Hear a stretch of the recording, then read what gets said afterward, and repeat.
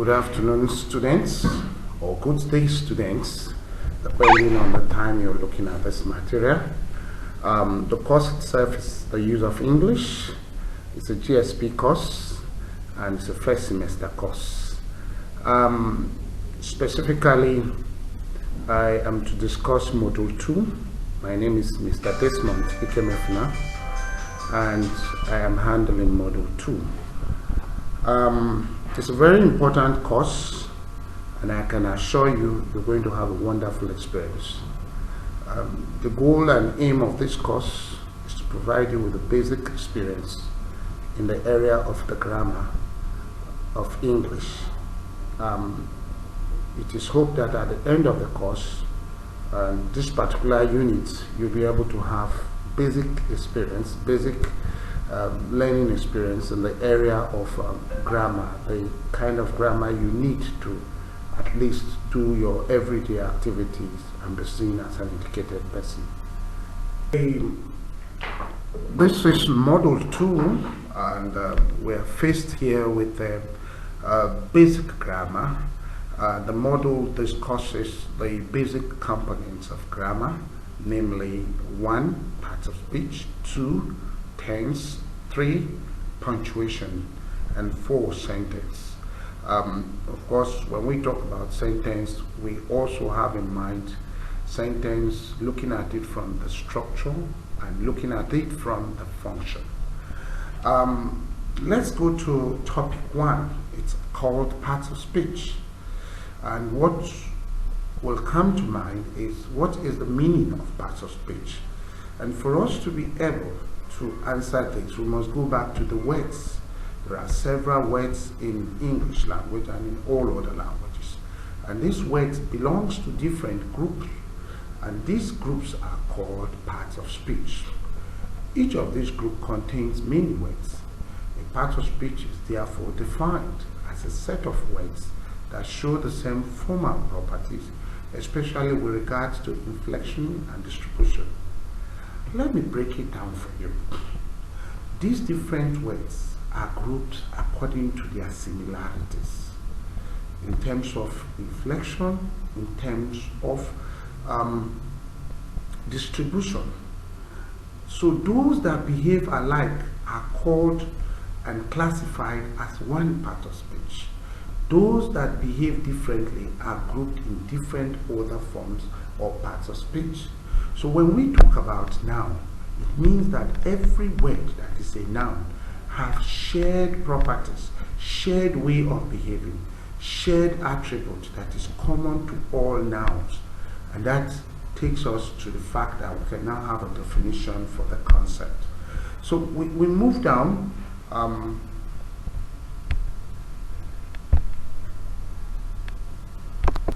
Of course, we know traditionally that there are 8 of them, and if I have to take you through them one by one, we'll say number 1 is noun, number 2 is pronoun, and number 3 is verb, number 4 is adverb, number 5 is adjective, number 6 is conjunction, number 7 is preposition, and number 8 is interjection. It is very important to stress that in many books we will have to go through today, you're going to see, you're likely to see it in the way it was done during the classical times. The classical grammarians, their opinion is that we have just 8 parts of speech. But today, a number of scholars, Randolph Quirk, Hudson, and co. have a different view. Instead of looking at the termina as a subclass of speech, they've actually lifted up the termina to say, oh, the termina is a full, sole and independent part of speech. And honestly, if you read different grammar books, you're going to see some up to 10 parts of speech. But what is more important for us is not just all about knowing them, it's about understanding them, it's about being able to pick them out in a sentence and being able to make use of them. What are the functions they perform, and therefore are they together or are they different? When we do know these parts of speech, then we have actually started a journey of understanding the sentence in its very, very many forms. We have a simple tense. This includes present tense, present continuous tense, present perfect tense, present continuous perfect tense, and we now have the past tense. This includes simple past, past continuous tense, past perfect tense, and past perfect. We have the future tense. These include simple future tense, future continuous tense, future perfect tense, future perfect continuous tense. And so, another topic when we leave the tense is punctuation marks. How do we explain a punctuation mark? You find out that a punctuation mark, simply put, they are linguistic marks or graphic symbols used in any form of writing to represent important aspects of language or communication, which cannot be fully conveyed by conventional alphabets. I will have to explain something here. When we speak, we use so many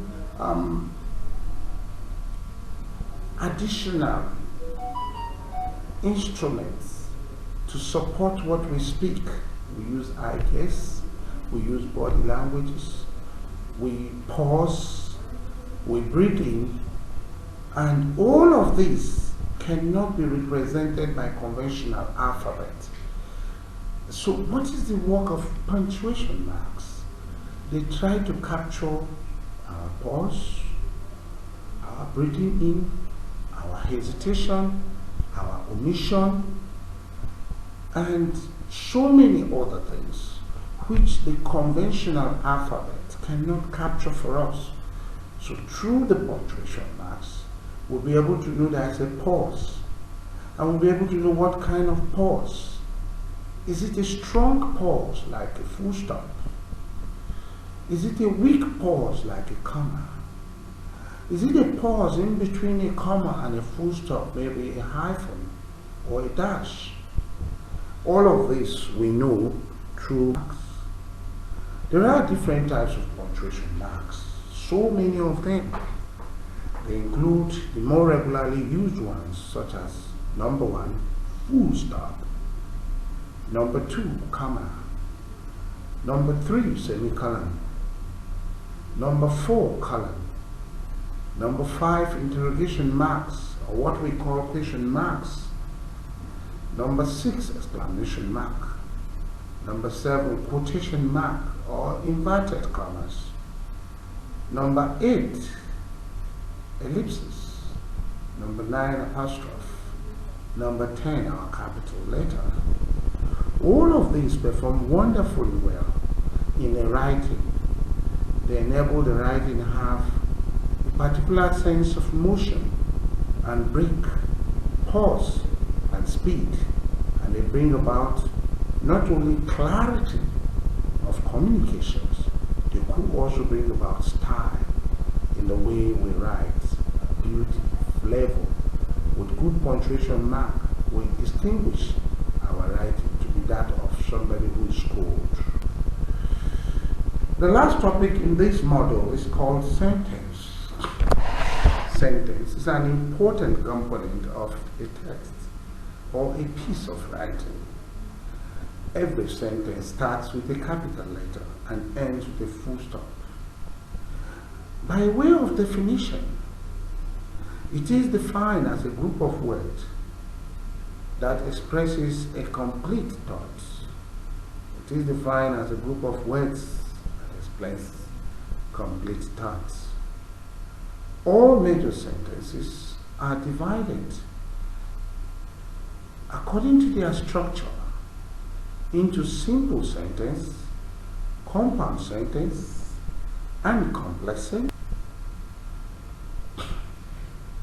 On the other hand, we can still subdivide a sentence according to the function they perform. That means we are looking at a sentence in terms of whether they are declarative sentence, interrogative sentence, imperative sentence, and exclamatory sentence. Yes, we have done so well listening through the topics. Right now, we are looking at the sentence, and we've just talked about sentence according to structure and sentence according to function. But whether you are looking at a sentence, whether structure or whether they are function, there are some elements of a good sentence.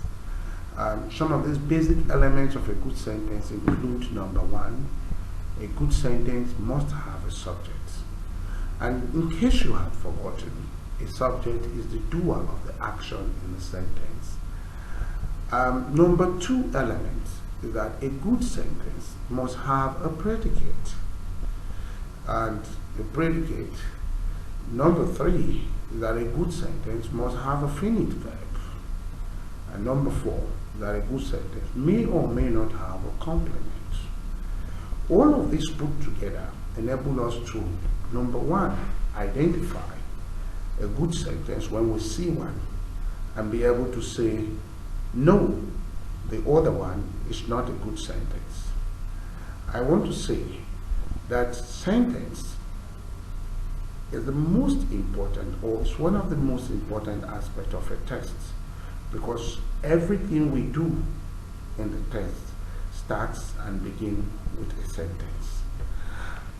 We have gone through the basic, and when I say basic, I mean the things we need to know to be able to have a sufficient experience in our everyday use of grammar in our place of work.